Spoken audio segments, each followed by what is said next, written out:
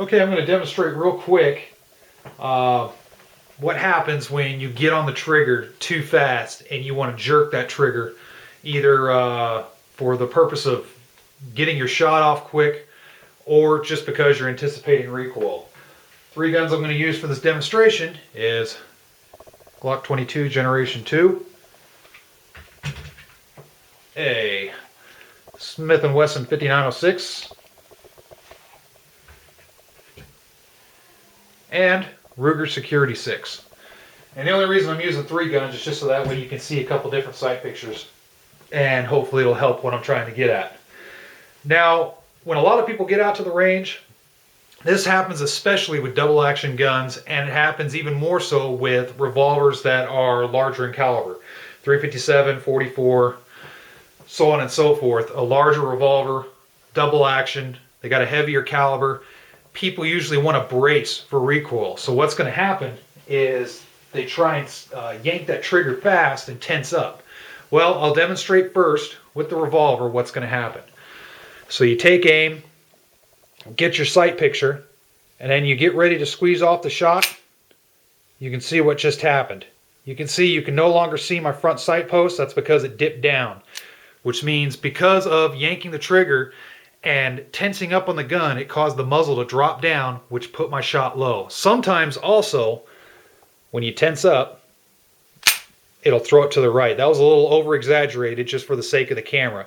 But sometimes you'll jerk and it'll throw your shot off to the right a little bit. Sometimes to the left, depending on the shooter. But you want to make sure when you're using a double action trigger, you have to forget about recoil. Now, this does happen with single action type firearms with the light trigger pulls, but it's more prevalent with the double action. You can see the effects more prevalent with a double action gun. But just remember, don't worry about the recoil. Forget about the recoil. This is where a lot of dry fire practice comes into play. As long as you're holding the gun right, when you get on your target, you squeeze off your round. That's what your sight picture should look like the whole time. It shouldn't move. It shouldn't move down like so, or move to the right or to the left or up or what have you. You want to keep that sight picture on target the whole time. Let's do the Glock now. So you got your sight picture set up. You yank the trigger. You can see the front sight dip down. Dip to the side, dip to the other side. Now, if you do a proper trigger squeeze, don't worry about recoil. You can see the sights stay on target. That's what you want. If you hold the gun properly, it will not recoil out of your hand. Now, keep in mind, there is always a possibility. If you weigh 95 pounds soaking wet, you have spaghetti arms, and you try and shoot a Smith & Wesson 500 or a 460 in a relaxed fashion, then yeah, it's probably going to fly out of your hands. But for the most part, any defensive caliber, 9mm, 40, 45, 10mm, 357 Magnum, 38, 41, 44, it's not going to fly out of your hands as long as you hold it right. Now, here's the 5906. There's your proper. And then now here's your improper.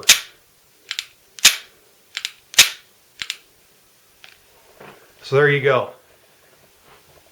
Remember, slow, steady squeeze. And for those of you asking about trigger finger placement, it's going to vary per person. General rule of thumb, it's right about the middle pad on the first joint of your finger right here. But some people is going to be a little bit more this way or a little bit this way. It depends on the size of your hand. The most important thing is at the end of the trigger squeeze, your hand should, or your finger rather, should be flat on the trigger. It shouldn't be like this or it shouldn't be like that. It should be flat. And you get that by just doing a lot of dry fire and getting a feel for it. Just make sure it's flat on the trigger, because that's when you know you're going to have a good shot. See, it's flat on the trigger. It's not like this, and it's not like that. That's kind of a little tip that I learned a while ago for good accurate shooting. Nice, slow, steady squeeze to the rear. Start off slow. Don't worry about the recoil. Just let the gun recoil. Keep a good hold of that handgun, but don't worry about it over recoiling. So, all right, hope you learned a lot. And if you didn't, if you're an old hat at this, well, I hope you liked the video anyway. So thanks a lot for watching.